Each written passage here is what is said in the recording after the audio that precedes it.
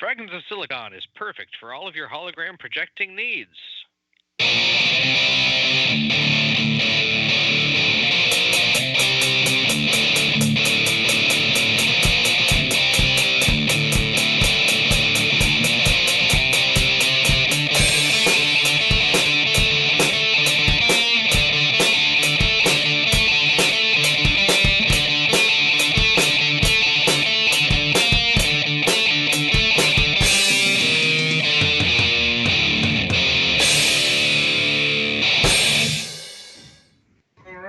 Welcome to another installment of Fragments of Silicon. I am your host, Adam. Joining me, as always, is the regular crew. Let's get to the news. Let's see, Twilight, why don't you cap us off this week? All right. Well, there really hasn't been much going on. The weather's gotten colder, so it's felt more like January for the past 2 days, mostly. Complete with a little bit of snow here and there and some frost. The usual stuff. Well, like I said, not much has really gone on, though. I was really awakened this morning by my smoke detector going off because its battery was low, and good God, I hate that thing. Yeah. Who likes that? It's ear piercingly loud, and yeah, I can appreciate it doing its job, but yeah, it's ear piercingly loud, and it's also hardwired to the house's electricity, so pressing its button will cause the breaker to kick for my bedroom, so that's fun. But yeah, I got the battery replaced, so it's gone off one other time before because of the battery was bad or something like that, and so I've been kind of nervously awaiting its next little ear-piercing beeping. But it's the new battery I got for it seems to be doing just fine, so I don't have to worry about that, it seems. In other news, been continuing to mess with my digital drawing tablet and play one of the games for this week, and that's about it. All right. Alex, you're up. Pretty slow week this week. We're doing our changeover in our payroll software thingy. So I guess it's not a slow week for people who are working on that right now, but I guess they're going to teach me how to use the new software once they have the bugs worked out a bit. So hopefully later this week, but we'll see.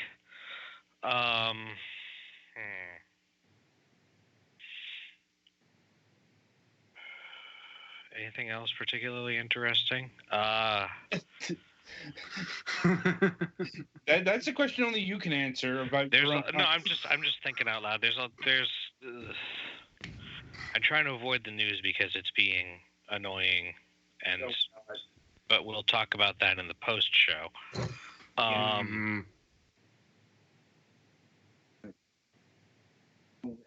If you don't have anything else, you don't have anything else. Yeah, still playing Pokemon and giving a little bit of a try to the games for this week, although really one of them is not bad, but very simple. So. Yeah. I mean, yeah. Don't plan on putting in a ton of time on that. I mean, but about an hour and a half, and I felt good. Fine. Anyway, Petty, you're up. Well, I guess biggest thing that happened with me over the week is Friday my grandfather died. Oh. So, sorry to hear that. So my mom, dad, and sister are driving to Oregon for the funeral. And I guess you got stuck watching the house? Yeah, mostly because of my various health issues. You know, I can barely take an hour drive in the car without needing to stop and get out and stretch because the arthritis when they did that knee surgery. Right. They're on a 26-hour drive. Oh, God. Yeah, I would be begging to cut my leg off. And yeah, so it's been mostly quiet for obvious reasons. Yes. And as far as gaming goes, our group finally killed Titan on Eden Savage in Final Fantasy XIV. So yay, now to get weapons.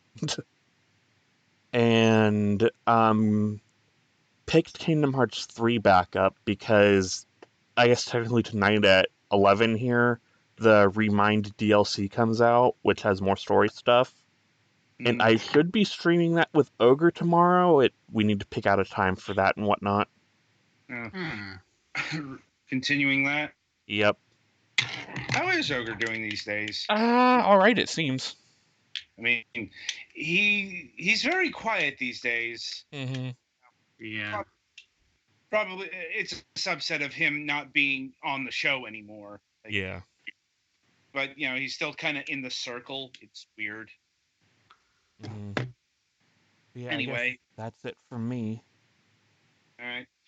It's my go. Well, let's see. It's cold here, and I don't mean just like Florida cold. This morning it was in the fucking high 20s. Oh, fun. Okay, actually below freezing, so I can't say it's not actually cold. My friend is in Tampa, and he was bitching about it being cold earlier this week, and I go to the Weather Channel. I like, friend name. It's 50 degrees. I'm like, that's cold for Florida, but I know. Look, it's actually so cold here that the iguanas are freezing. Yeah, that will happen. And they're a health hazard. No joke. People have been having fun mocking this on the social media, but it's like, well, no. Lizards are cold-blooded. This is what happens when you're dealing with like freezing temperatures. Mm-hmm. So it's like, it's not really a Florida man story when it's the fucking weather is what I'm saying. Mm-hmm. Anyway, let's see. Not much in the way of like actual news for me, but more for Mac. He's got a new Indiegogo campaign going on right now for Covert Ops Episode 2, a new limited animation series. And the long and short of it, it's not doing well. Yeah. So any sort of dollar amount that you can chip in here will be appreciated, I'm sure. Somebody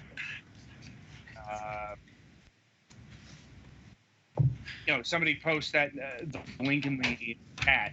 I will see if I can find it. Here, I got the link here, so. All right. I gotta get the right window. Is that my research? It's not really live research. I have the link. It's more. I have also a lot of windows open, so navigating over to Skype is like, oh, sure I don't have that versus Discord and stuff. Anyway, so while that's being facilitated in the chat room, also the link will be there if you're listening to the recorded version of this. Just keep an eye on the chat box. Mm-hmm. Part comes up. Anyway, so with that in mind, we shall merrily move along to the interview portion of the broadcast. And joining us this week is Matthew Vecchio of Ready. Nearly. Matthew Vecchio of Ready Wolf. Vecchio. Yeah. It's Italian.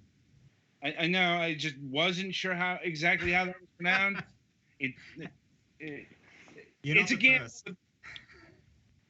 That's good to know. Anyway, so how we like to get started, we like to get to know the person behind the game studio and whatnot.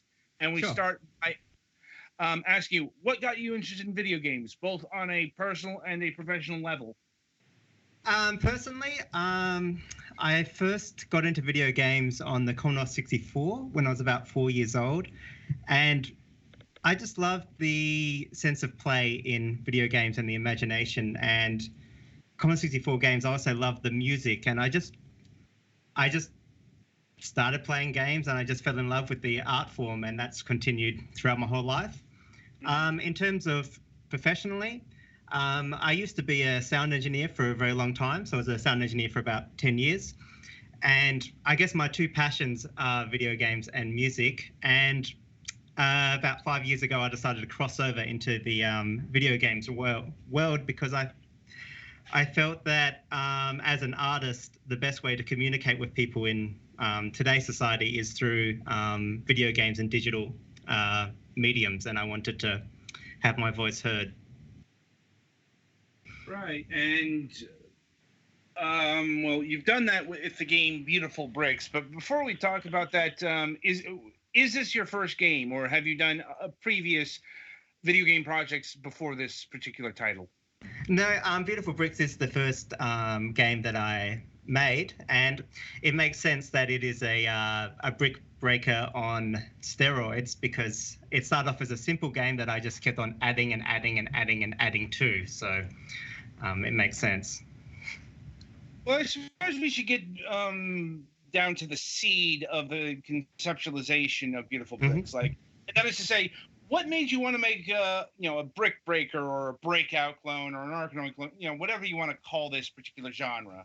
Yeah, sure. I think first of all, I think brick breaker games are often a game that a lot of programmers start making as the first one as an exercise, and I think the other thing about them is that they're perhaps the most unloved genre of games of all the games ever created. They're essentially a one-player version of Pong, or a solution to play a game like Pong with one person. And I've always felt that these games are almost fun. They're almost a good game. And I felt that any game genre can be fun. You just got to keep working on the gameplay and making it right. So this was my attempt to kind of fix this genre and trying to make a fun brick breaker for a modern audience and also an arcade-loving audience. Okay, that's a very curious statement. Almost fun. All right. So, what exactly about brick breakers of ye olden times wasn't fun for you? I think the problem with brick breaker games is that the first thing is that it's hard to actually play them how they're originally meant to be played. They're meant to be played with an analog input like a dial, and that gives you that analog movement so you can get the precision. Because if you imagine the original Pong, if you've ever played, the tennis for two kind of that you put onto your television or the actual arcade game, because you've got that dial, you get a lot of accuracy and control over hitting the ball. And so unless you're using a mouse, you don't get the same sort of precision. So I think often a lot of brick breakers, the control doesn't feel the same, and that sort of loses a lot of playability. So the other thing is, I think that they were exciting in the 70s when they came out, but it's kind of such a basic game of just hitting a ball and hitting a brick and then waiting to hit it again. It can become quite repetitive, and you can get frustrated when there's one brick left on the screen and you've got to try to hit it. Yeah, that's just how I thought about it. I'm like, those are some good critiques of the genre. Yeah. Granted, one of those is less the fault of the genre and more the availability of control options. Like, when the genre was conceived back in the late 70s, like, paddle controllers were actually standard with the Atari 2600. Right. And indeed, like, the NES version of Arkanoid, you could get a special radial dial controller for it. Yeah, it came with it, yeah. I remember my father having that. Right. Yeah, I've got one as well. I got the Arkanoid on the NES. Yeah. And, it's like you just, like, I don't know of anyone who makes a radial dial for today. That's right. There is no USB kind of solution. And I've been tinkering around with electronics myself to actually make controllers like that work in for computers. Yeah. Indeed, like, having played the game, it's not just the ability to jump, but I'd say for the controllers, the ability to dash is the important control implementation here, and because that does make a difference. Granted, I played around with the controls, but I switched to the mouse because even with that in mind, you're not beating a mouse, for this kind of position. That's just one of those inherent things. Yeah, definitely, and I think that's something that I think what makes the genre get overlooked is that a lot of people try to play it with a digital control and they just find it difficult and inaccessible. But once you have an analog control, it really comes alive. So that's a solution for my own game that I'm pursuing, to try to create some hardware to go with it in the future. That's a hobby of mine. Right. Future goal. And I also think it's because not a lot of developers out there have done a lot with brick breakers in recent times. Like the last brick breakers that come to mind that were any bit of interesting were Shatter. Like yep. It's like and Wizorb. Like Wizorb. There's also one called Strikey Sisters, which is pretty cool as well. That's a 2-player co-op one. Right. Yep. Sorry. Yeah. The point is, this isn't a completely barren genre, but I mean, you compare brick breakers to other simple forms like puzzle games or platform games or roguelikes, and there's no comparison. Like, in fact, this is what attracted me to the game in the first place, because you are somebody who's actually trying to do something new in this space. Yeah. Well, thank you for that. Uh-huh. I think as well, that's probably one of the reasons why I pursued with the development, because I think there's so many video games out there. You have to go, can I do a better job than what someone else is doing in this genre or in this game? And there's no point making a game, I think, that has been done before or someone has done better. I can see the argument there. I mean, it depends on your perspective. It's like if you're if you're somebody who's starting out, you may not want to shoot for the moon, so to speak. Oh, definitely. But the advantage of the Beautiful Bricks game here is it's in a genre that's very simple to make in today's world. I do think that's another reason why it's sort of ignored. This kind of gameplay style was is one of the oldest, if not the oldest, gameplay style there is. Definitely. So it can be hard to make that interesting, but I am glad to see that somebody is doing that. And it's not just in the terms of adjustments for the controllers, because honestly, this is the first brick breaker that I've seen. I'm not saying that this is the first one that's done this, but it's got more physics than your usual simple geometry. Yes, it's that was one of there was a few things that I set out to try to enhance the gameplay or kind of make my game stand out. And one of them was having kind of more pinball-like physics. So the ball behaves a bit more like it has gravity, so it always sinks to the bottom. And the reason why I had that decision is because I wanted to give the player, one of the problems I thought with the genre was that you don't really get much ball control in the game. So it's very hard to aim your shot and hit where you want to hit. So I thought, what if the ball had gravity and always fell down, and you could change how hard you wanted to hit the ball. So you can hit the ball really hard and go to the top of the screen, or you can just lightly tap it and sort of adjust it to where you want it and sort of aim. So I wanted to give the player a lot more ball control, and the ball physics came with that control, just to sort of give the game, the ball, a bit more predictability and a bit more, a bit more excitement as well. I'm guessing that was that a hard thing to implement in the game? No, it actually, it was probably like the first thing I implemented, because the same day that about the same time when I started developing Beautiful Bricks, I bought a pinball machine, and I really love pinball.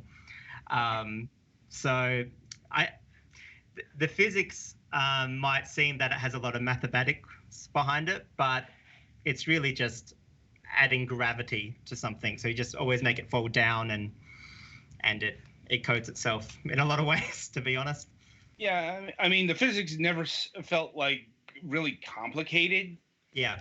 We're not dealing with, say, QWOP levels of physics, but it is No. more than I'm used to seeing in one of these affairs.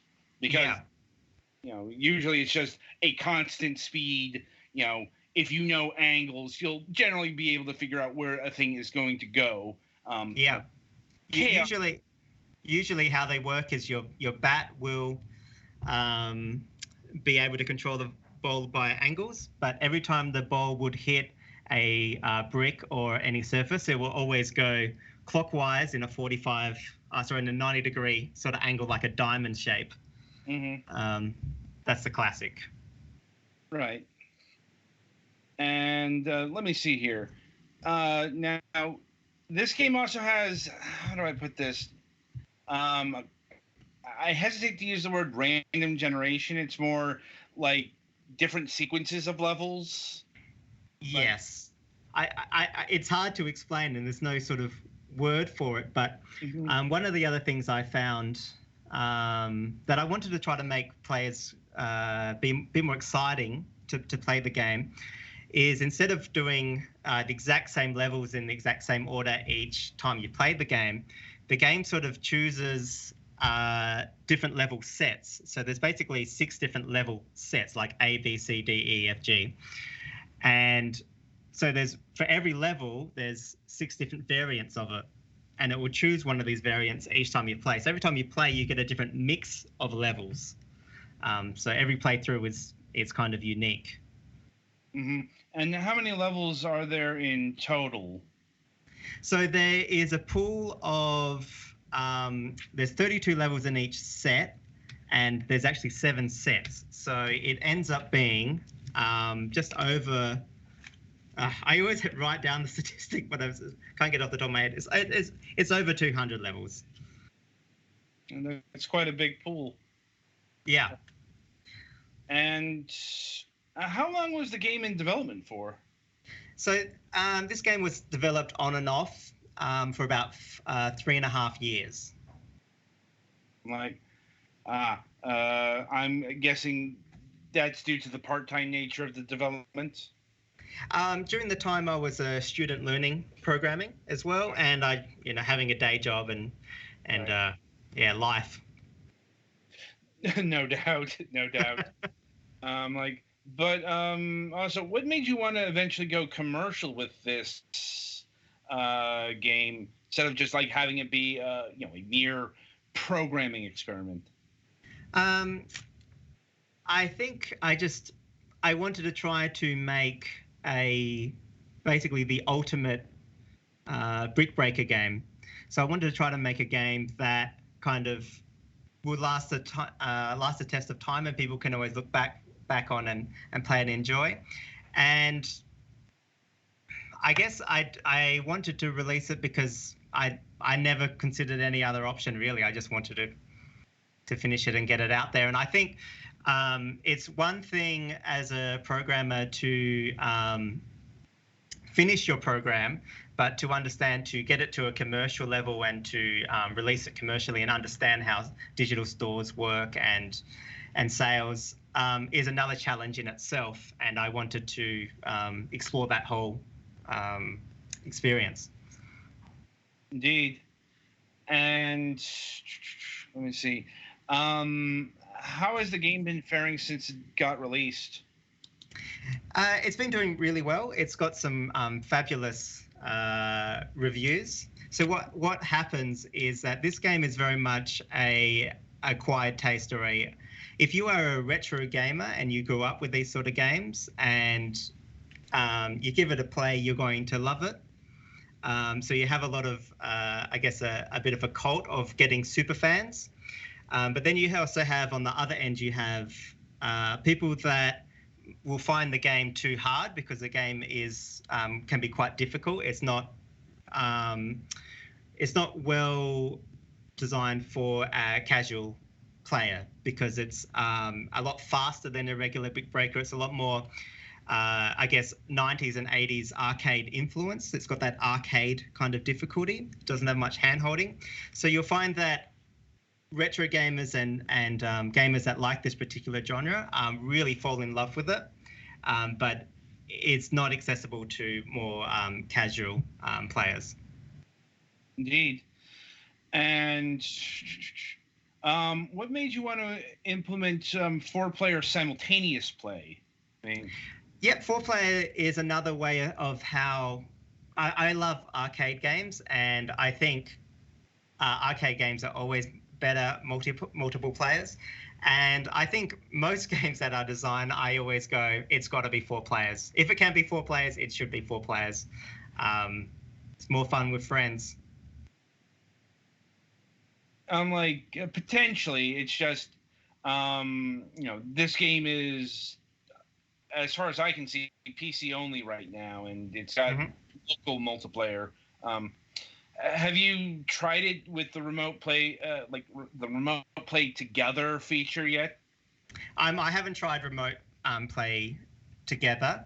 That was only just released in like October, so it was about basically it was a few weeks before I actually launched the game that feature came out.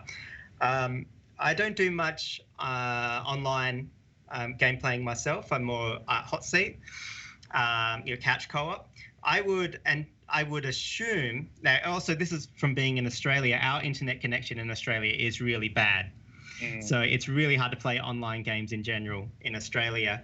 I would imagine playing Beautiful Bricks with the streaming service, it will probably be too laggy for it to work. This game is too twitchy. It's like a fighting game. But yeah, I don't know. Have you tried it? No. but like we have tried that feature once with it, Shovel Knight, and no. Yeah. I'm like, I don't think any of us are keen to try replicate that with another twitchy type game. Yeah, I think it's unfortunate that a lot of the games I like are twitchy, and every time I've tried to play online, it's just always been too laggy and frustrating. So. And let me see here. Now, the game is the game Windows only, or are there builds for the Mac and Linux computer platforms as well? There is a Mac version currently on my itch.io page, so you can buy that there. The game is actually developed as a HTML5 game, so it's actually really a web game wrapped in an executable, which makes it that it's we can port it easily to a mobile phone, Linux, and also consoles as well. So I do have a Linux version as well, and I do plan to release a Linux version very soon. I just have to learn a little bit more about Linux, really. Same with the Mac. The Mac version is good to go. I'm just having a little bit of trouble, honestly, getting it onto the Steam store. So when a Mac user actually downloads it from Steam, that it actually works. I can get it running on my Mac, but I can't get it uploaded to the Steam cloud and then downloaded and working. So it's an odd problem. I couldn't begin to. I know so little about the Mac-osphere. Me too. That's the thing. I understand Windows, and I'm learning the other operating systems. So it's going to happen, and I'm going to do a Switch version as well. Oh, are you going to be handling that yourself, or is another company going to be porting it to the Switch? No, I'll just be doing it myself. I mean, I'm very much independent when it comes to Ready Wolf stuff. I just like to be my own.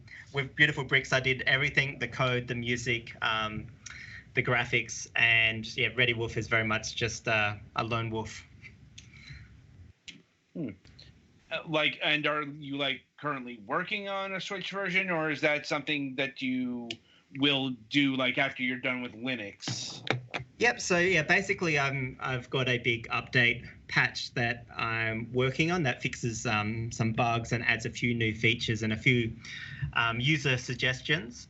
That's going to include the Linux and Mac rollout, and then after we've got that stable, then we're going to start working on the Switch version. And the Switch version would also coincide with a few features to make the game a little bit more accessible for casual players as well. Such as? Such as a tutorial and perhaps a few different control methods, so an easier way to control, or perhaps a different difficulty that is a lot slower gameplay. So, beginners and people that not as good at games in general can find the game more accessible. Well, I mean, along those lines, would you see, like the implementation of the touchscreen as an option?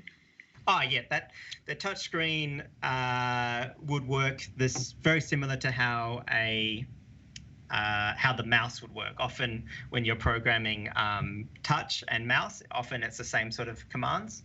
So the only thing with the touch is that, of course, you can move your finger and dart to the other side of the screen. So the bat would always need to catch up to where the finger press is.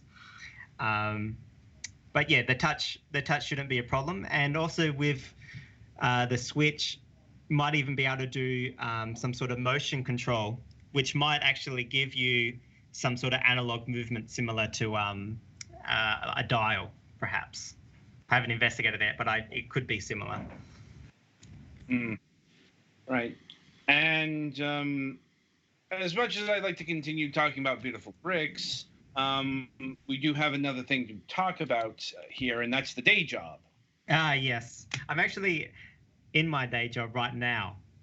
Right. It's actually about 1 p.m. here in Australia. Yeah, that sounds about right. So I work. Oh, sorry. We've had quite a few Australian guests on the program, so. Yeah.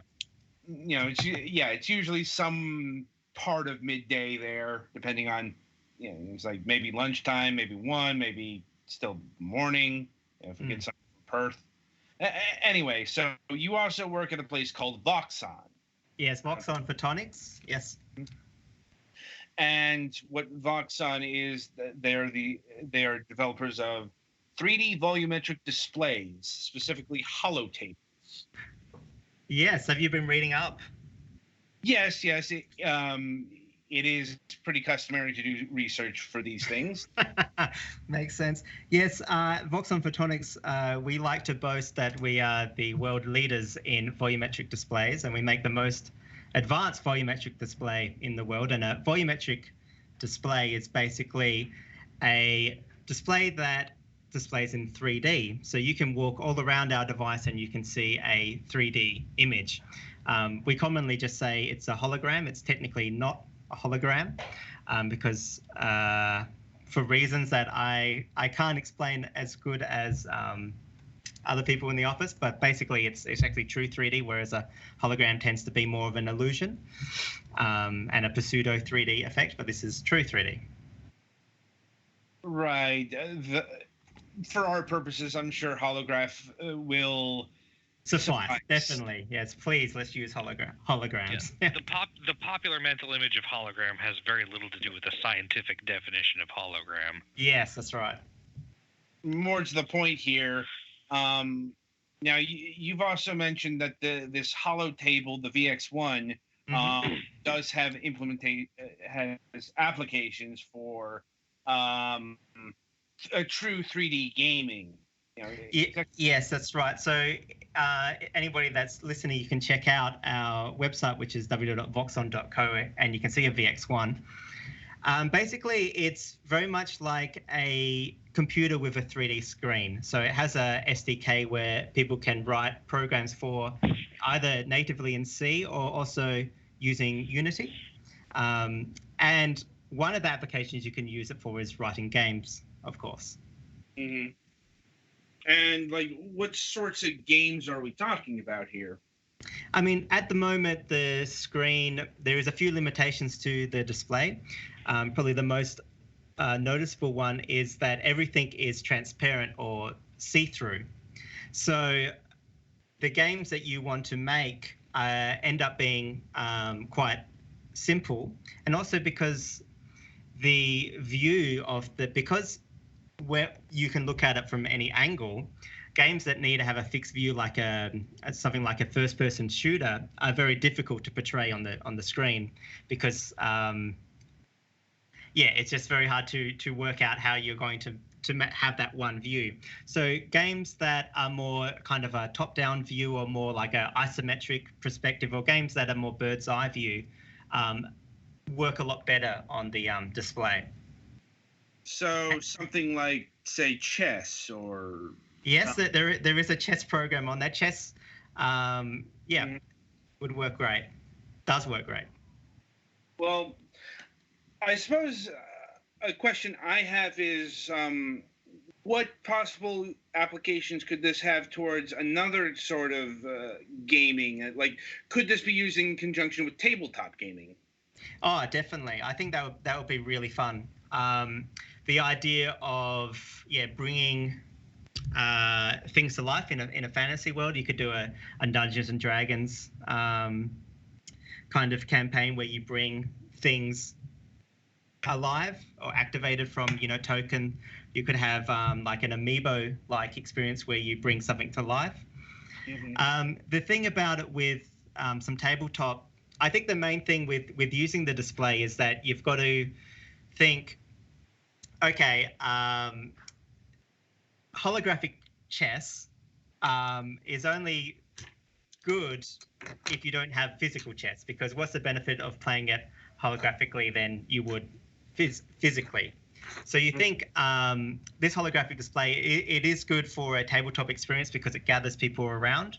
But what are some things that we could do with tabletop gaming that we could extend, use computer logic in some sort of way, or the graphics to kind of extend the gameplay? One of the biggest advantages of computerized versions of games that can have physical versions is simplifying or automating the more complicated parts of mechanics. Like, even for things like Hearthstone has mechanics that you really couldn't do in a proper card game easily. Because the computer can look at your deck and see things. Anyway, so tabletop wargaming frequently has fairly complicated rules things, so you could do a lot with that kind of thing. Yeah, and definitely it can be a lot quicker of play because things can be a lot of mathematics and a lot of working things out can be done a lot quicker, and you can play with computer opponents as well. Mm-hmm. I think the other thing is with a lot of arcade gaming is that when you play a game in true 3D, it actually is quite different. So one of the games we have is essentially a 3D Snake game. So like Snake on your phone, but in 3D. So when you actually are moving in those three different dimensions, it actually feels a lot different, because even though you might play a 3D game on a 2D screen, you don't actually move through the volume. You don't physically see it. You see a perspective of it. And it feels quite different to see it in real life. And you have to move your head around to actually see the whole display. And it's, yeah.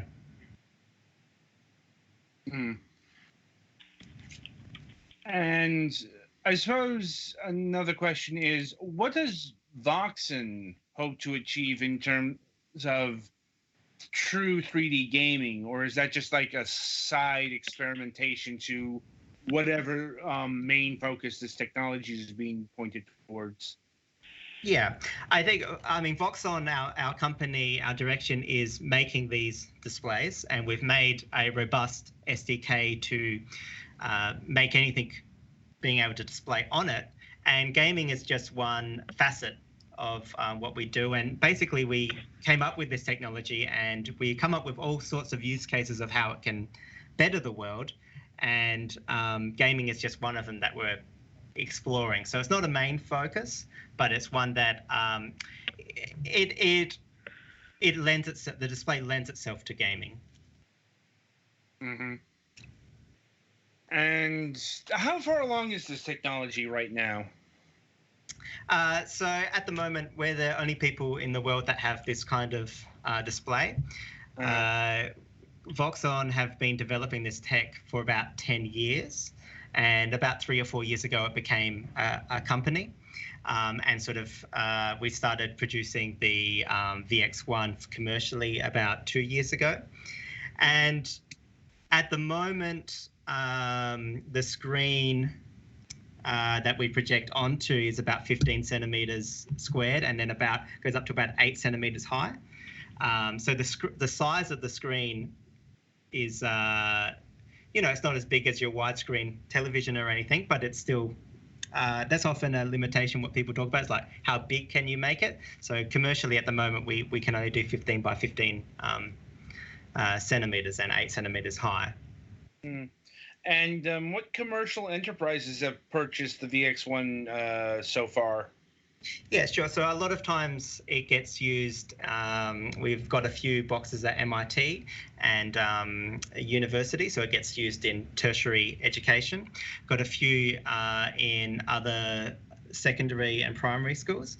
Have some boxes that are in design companies that are interested in kind of innovation tech or new technology to display 3D data. We get a few. I mean, I'm not in charge of the sales, so this is I only hear it from hearsay where the boxes physically are. But we get a lot of people that are interested in, I guess, they're early adopters of future technology to explore with. Mm-hmm. And like, how much does one of these tables cost? I think currently they're around about 10,000 US. So they're quite expensive at the moment. It's not really for your home yet. Expected. Like, I mean, that's just kind of how new technology works. Mm. You know, it's like, but I'm sure this will be refined and made cheaper, all that stuff. Yeah, I think once things get domesticated and being able to be bought by people like you and me, that you would find a lot more use cases pop up. Mm-hmm. Mm. And let me see. I'll see if my colleagues have any further questions at this point. Yeah, sure. As far as the display thing, without giving too much away, is there anything that would cause problems with somebody who's, like, say, photosensitive or whatnot? Yeah. We'll often get this question of stuff with epilepsy warnings and stuff like that. I've demoed the tech countless times, and I've never had seen any issues. I think it would be the same as somebody that looks at a regular screen. I mean, and I think if somebody did have epilepsy or stuff, they know what's safe to look at and what's going to trigger them or not, and they will look away. But I think it's the same as any sort of television or flashing screen, really. Fair enough. I don't think I have any more off the top of my head. Yeah. Unfortunately, I missed about 2/3 of the interview because my dad needed me for something. But oh no, sounds interesting. I don't have any, but my questions have been answered. All right then. I think that'll about do it at this point. Matthew, I'd like to thank you for taking time out of your schedule, especially on work time. That's all right. And joining us. Anyway, the game is Beautiful Bricks. It's currently available on Steam for $7.99 USD. Any sort of time frame when the Switch version might drop? How long know that?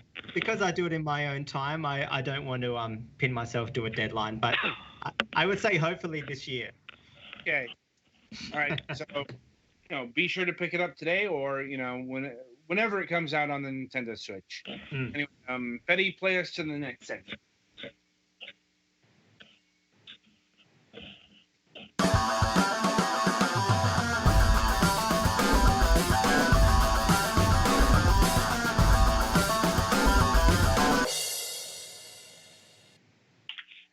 All right, welcome to the topic of discussion. This week we're talking about Smash Brothers. Right now, Joy. Like, To so the in case shock you've of been literally living- no one. Well, it's like you've been living under a rock. Nintendo finished up the Fighter Pack 1 on last Thursday. And the last character included is Byleth. It's like, and people are very angry over this. At least. I mean, some people are, but some people are going to be angry about literally anything. Well, yeah. I mean, I don't know how much of the actual fucking Smash fan base is up in arms over, Fire Emblem character number 8. But, it's not so much the size that's, the big story. It's the loudness. They could be the loud minority. And well, they're consider still... that there's a significant vocal loud minority that still fucking wants Waluigi. Yeah. Even though there's been so goddamn many, like, it's not gonna happen. I'm like, I suppose that can't be said because, we've had yes, anything can happen, but you need to leave room for it being a pleasant surprise instead of being horribly disappointed if it's not. Well, I get that, but so the biggest issue with this one is that people had like significant coincidental reasons to semi-expect Dante from the Devil May Cry series, which is not really a particularly Nintendo thing, but would have been cool. Well, it's in conjunction with the Fighter Pack itself, because the inclusions have been shit like Banjo-Kazooie, which nobody actually thought would actually happen, or surprise, things out of left field like Terry Bogard, which is not out of left field, but is a little bit out of left field. More out of left field than usual. I mean, it's like, like just about anything would have been more interesting in terms of an actual announcement than fucking Byleth, the protagonist of the latest Fire Emblem game. That was like the safest goddamn pick you could have made. And fucking Sakurai exacerbates this shit because the entire fucking Fighters Direct, let's call it, was one massive troll to the fucking fan base. I don't know if I would say that, but yeah. It was a fucking... It was. It was. Let the man have his fun. He's already working himself to death. There's fun, and then, it's like, he specifically calls out the people who are complaining about too many swordsmen. Like, and you add another fucking swordsman. Like, I mean, that's the thing, though. It's not just a swordsman, and anyone paying attention should not complain about Byleth, like, in terms of gameplay. That's not because the point. It does not fit the thing where the issue of... I mean, the core of the people who say there's too much Fire Emblem things, aside from people who just hate Fire Emblem for completely unrelated to Smash reasons, is that the first, like, 3 and sometimes, depending on which games you count it, 4 Fire Emblem characters all played pretty much the same, but the ones since then have not, generally. So... I mean, that's not what we're really talking about. What we're talking about is, the way the presentation was unfolded. Right down to the fact that this was kept super fucking secret. Like, apparently not too many people from Nintendo knew about this, and you fucking unfurl the, like, safest pick imaginable. That's a fucking troll. I guess. It is. Like, this isn't unveiling, say, the Doomslayer or Crash Bandicoot or Dante or, insert, popular unexpected character. They're like, you know, the expectation was that Byleth was going to show up, but probably as part of Fighter Pack 2. Like, I'm just saying, that Nintendo isn't 100% innocent in igniting the goddamn Fire Emblem. How long you been saving that one up? I actually just came up with that.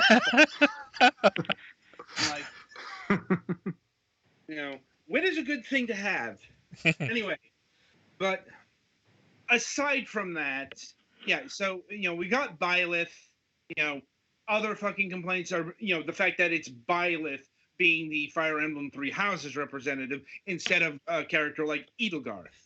Which, kind of, but they wanted to be fair to the people who didn't choose. First off, Edelgard has just as many haters as she does fans, and pretty much vice versa for Dimitri and Claude. Well, yeah. So... It's also, Byleth is the only one who's the star, I know secondary, but still, of all 4 routes. It's not 3, it's actually 4. In fact, 3.5. It's still, they're actually considered to be 4 routes. Yeah, it's called a separate route, but it's very similar to another one, and it's part of the game is the same going that way. Yes, it has its own part name. Well, not only that, but the Japanese name of this Fire Emblem title has all 4 routes in it. Right. Yeah. It's just, the localization went with the actual houses. And, it's like, once again, I get why Edelgarth is, more demanded. And, I guess if we get another Fire Emblem 3 Heroes rep, outside of, another nuclear explosion of angst, it would probably be Edelgarth.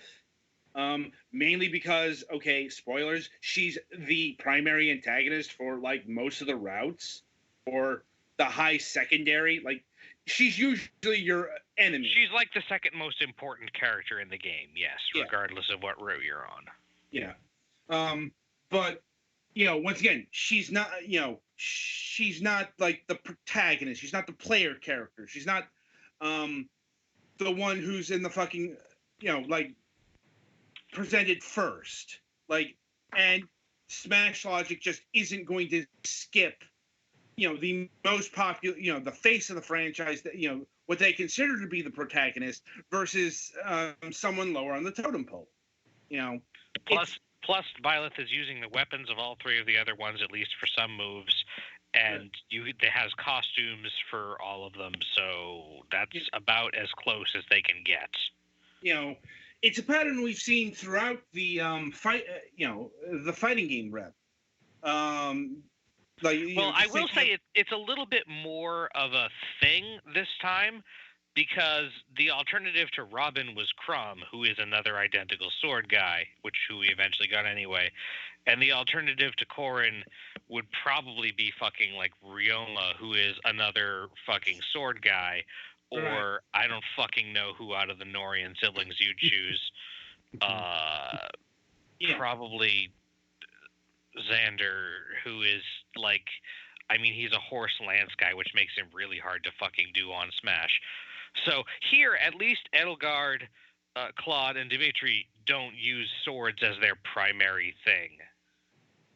That is a point. But it's and that was kind of the ironically, it's a kind of a return to the weapon triangle system that Fire Emblem usually has. Mm-hmm. But now in terms of as a character, it's all how do I put this? Very much in the mold.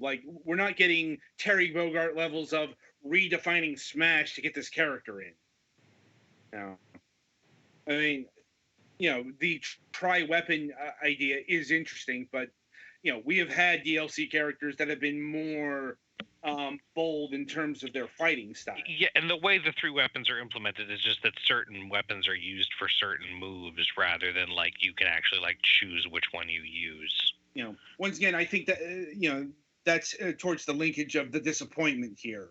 The DLC characters have been like literally redefining what Smash is, and we get another Fire Emblem character that is different from other Fire Emblem characters, but isn't That said, I'm not sure I'm not surprised Nintendo wanted at least one of the DLC characters to be their own IP.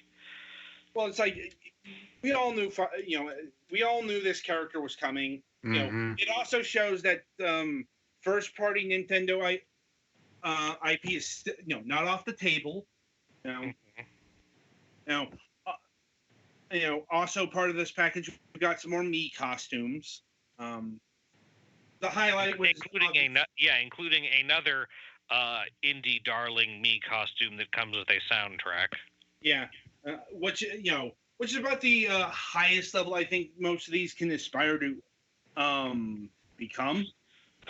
I mean, I guess you could have done Cuphead as an actual character. It would be weird, though.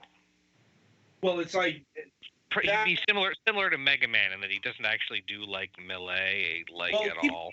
Well, keep in mind when they do an actual character, that means like getting an entire stage, an entire moveset, and Right, it's much easier. You can do a reasonable approximation of Cuphead with the Mii Gunner. Right. And fucking Sans doesn't actually have much in the way of fight animations unless you count like he gets the cannon he uses in his fight as his arm cannon. Once again, that's kind of the level at where these characters are. I mean, he's a costume. He's not an actual character. Right. So, but I guess what I mean is that you can get reasonable facsimiles of them as costumes. They don't require anything super fancy. Right. But yeah, other costumes were, for some reason, Altair from Assassin's Creed showed up.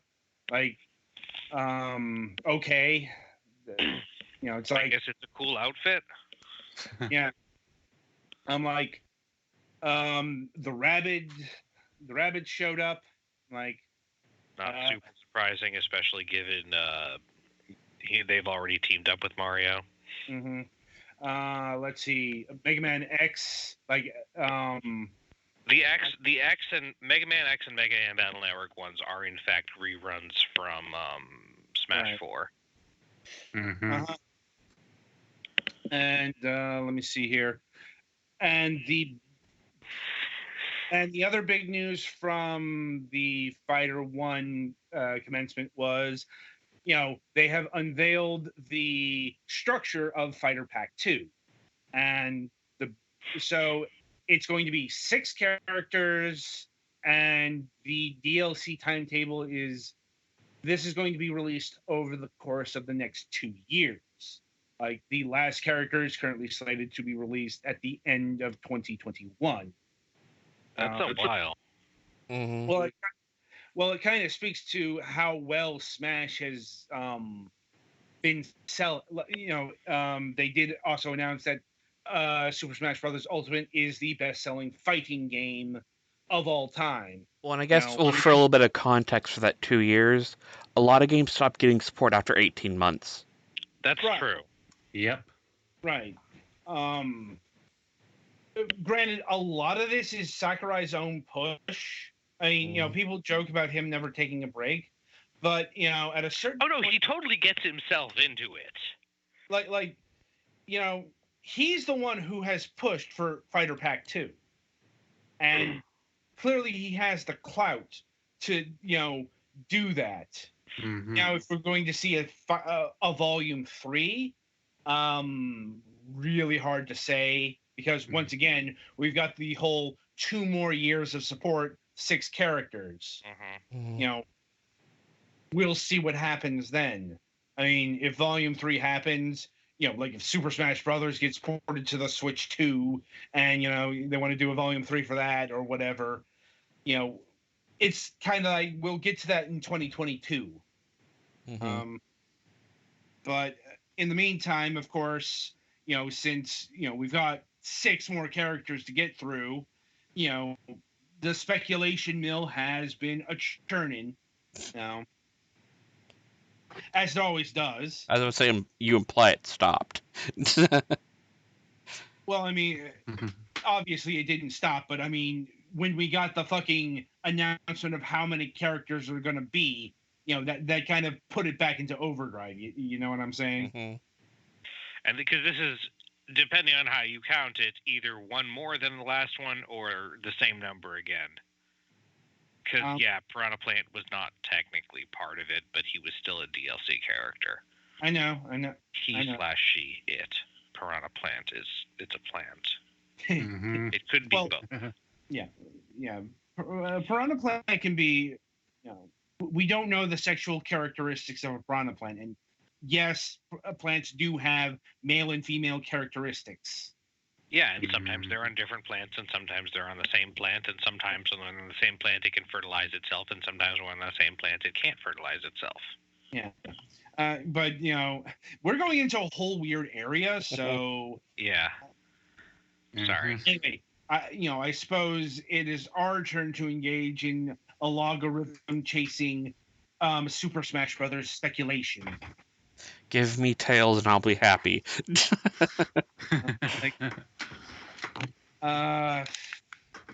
like I think Tails might be a candidate. I think the biggest thing against Tails is there is a spirit of Tails, but that's the lowest level of. Yeah, there are also Mario spirits. They haven't made a playable character out of anyone who's a spirit. Yeah. Oh, right. On the spirit front, we do have a new entrant there, as the Kuno Kuni or River City Ransom games are getting spirits.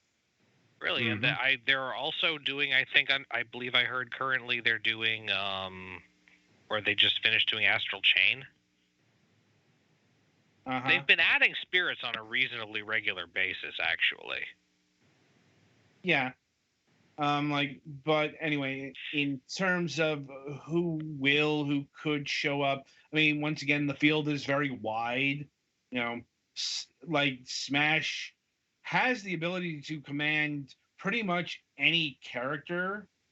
Outside of I'd say Sony-owned properties. I mean, with Banjo-Kazooie, Microsoft's not out of the equation right there, and to that end, probably the biggest Microsoft rep would not be Master Chief.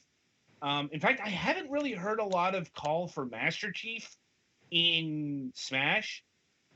Weird amount of Doomslayer. Well, Doom has been on more Nintendo consoles than not that this is a requirement, but it's been on more Nintendo consoles than a Halo has. True, but I mean, Halo has the more iconic Space Marine.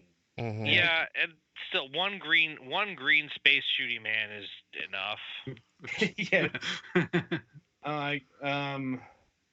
But it's Minecraft Steve, or if they want to go really outside the vine, a creeper. I mean, or they could just go out crazy in one of the pinatas from Viva Pinata. That would be really interesting. And yeah, it would fit the oddball. No one would expect it. Well, it's you do have to perhaps prepare for a complete oddball showing up, especially since we got 6 characters. Mm-hmm. It's you've always got your Game & Watches and your Wii Fit trainers, and so on and so forth. Piranha Plant. Nobody called the Piranha Plant. I don't think anybody called Joker. Someone from Ring Fit is reasonably likely. Yeah, Joker, nobody called him, but he's not an outside the box consideration considering how popular Persona is. Right. Mm-hmm. Yeah, the biggest thing is that it's not there have not been much in the way of Persona content on Nintendo consoles. Yeah, it was more a surprise in that vein. The cloud coefficient, if you will. It's like other characters. In terms of female fighters, like this was a big critique of this particular batch of DLC fighters. It's like in terms of having women folk there, kind of 1.5 and 1.5, or that is to say, Kazui's a girl. Yeah, Byleth can be male or female. But they are still locked to a male compatriot or persona. Mm-hmm. We don't have any standalone female characters in this pack, and in terms of who could facilitate the representation, well, let's see. You got Chun-Li. Like if we go Street Fighter, SNK, like really hard to say, like who hasn't already appeared in the fight, as a Aside model. from Mai Shiranui, who they said they wouldn't do, although they could always take that back.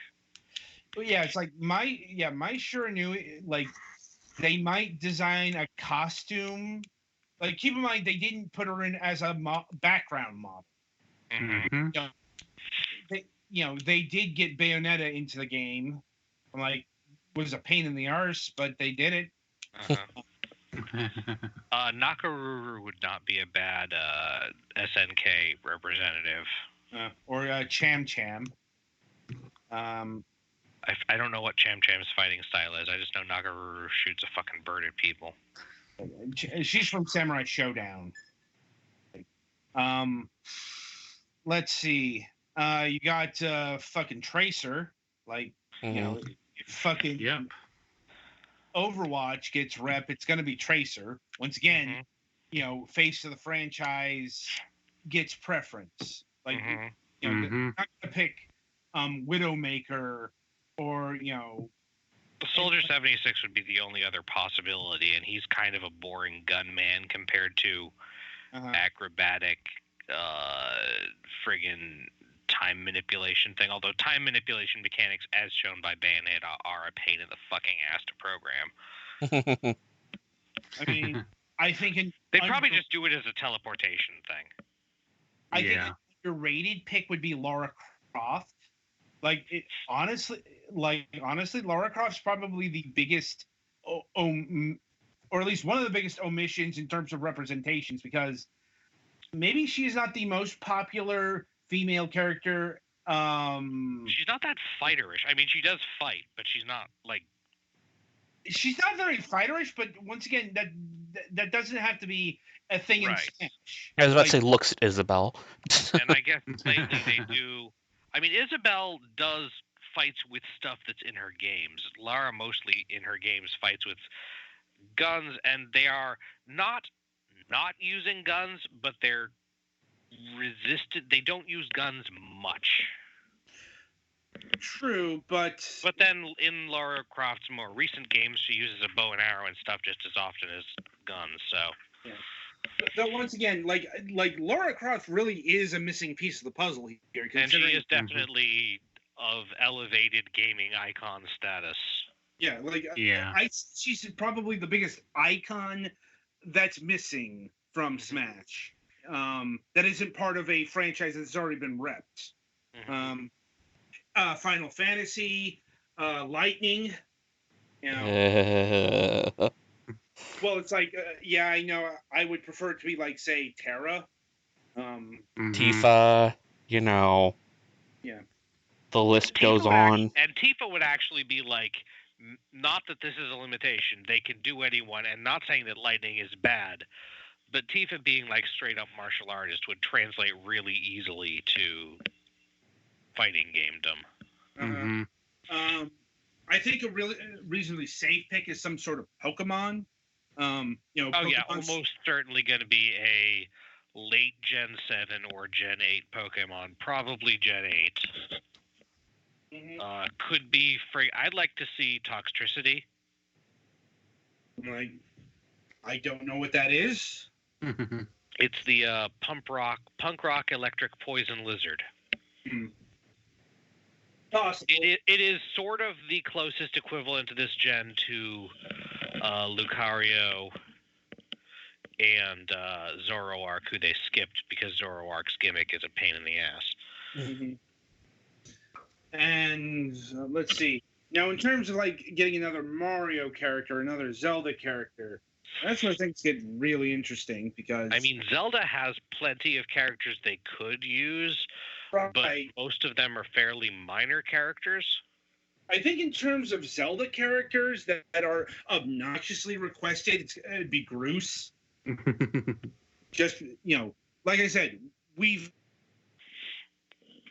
I mean, I guess.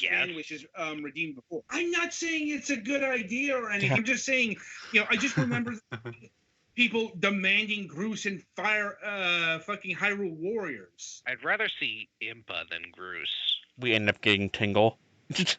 Oh, God. I'd rather see Tingle than Groose. No. I would rather see Tingle than Groose.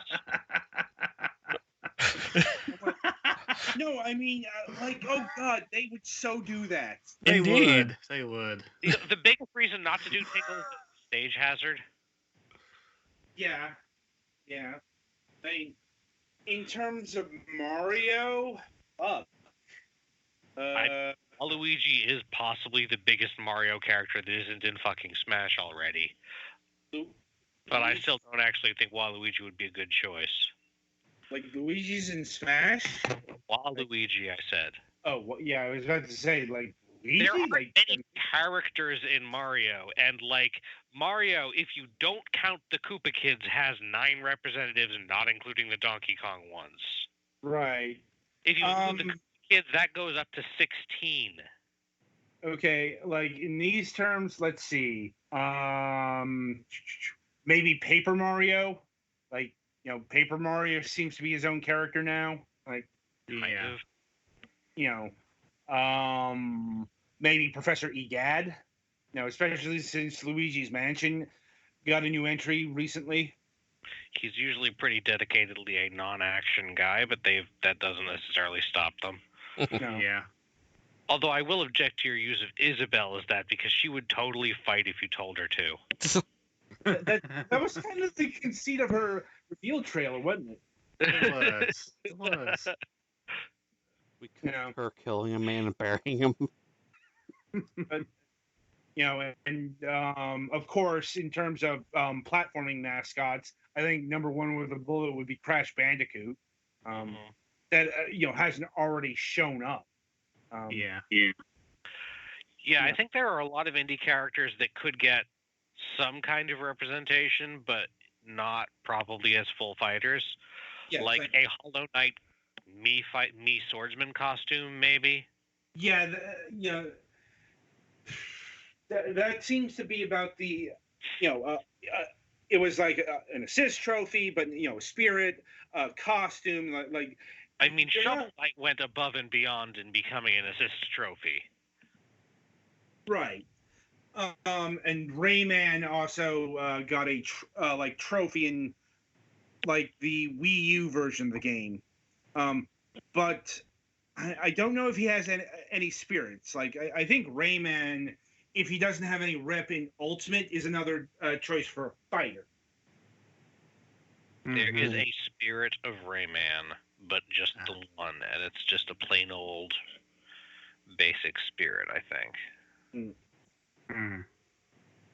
Anyway, I mean, we could go on and on all night with speculation of who the six. If you want to put in Rayman, you really should just go all the way and put in Plock.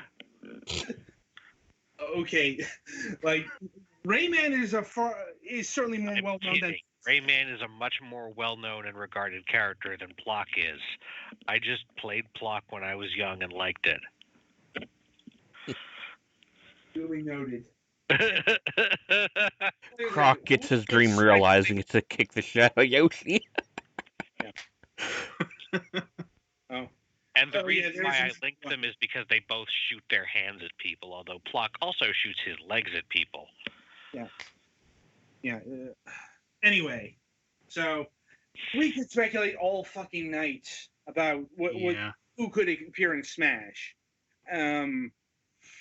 We don't know. We don't know what's Out there, Konami representative Twinbee. But anyway, I think we'll table the discussion here for now. You know, and yeah, that'll about do it for this installment of Fragments of Silicon. The week ahead. Let me see here. We do have a Friday show. Here we go. Oh, that's the wrong day. January 24th, we'll be having Adrian Marple of Obversion the Game. Obversion is a first-person puzzle game, very block-oriented. I have the game. I haven't had a chance to actually try it out. Probably do that on Friday. We are setting up to eventually review the game, but the game is currently in isn't out yet, and that kind of factors into when we are doing the interview, because they wanted to do this interview before the game got out or got released. Anyway, and coming up on the Sunday reviews, we have reviews for a game called Pulsar. It is a gravity well shooter, let's call it. It's a 360-degree shooter. Best comparison I can do is Gyrus, a bit of an obscure thing, maybe Tempest. You're trapped. You have 360 degrees of movement around this pulsar, and you shoot the various comets that come out. We've got Mochi Mochi Boy for the Nintendo Switch. Granted, Mochi Mochi Boy was cheap enough where I could secure a few more copies.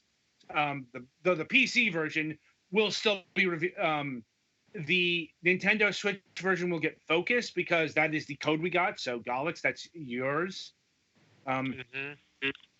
Mochi Mochi Boy is basically a snake puzzle game. Yeah, it's not like a Snake game, but it's a game that uses like the mechanics of Snake and some odd alterations to do like space filling puzzles. Yeah, it was a good attempt at a puzzle game, but I'll get into my problems with it on Sunday. We got Bouncy Bullets for the PlayStation 4. That's yours, Petty. And a game called Photographs, which was a narrative puzzle game. Really curious affair here. Kind of felt like it should have been like a point-and-click adventure game, but instead they used various different kinds of public domain puzzles for the implementation of their narrative. Like the first one is sliding puzzles. And another story used Tangram as its puzzle base. It's like, and sometimes the story would dictate how the puzzles would play out and all that stuff. Really interesting. I'm looking forward to talking about that. Anyway, so that's what's upcoming Fragments of Silicon. And until Friday, I shall wish you good gaming.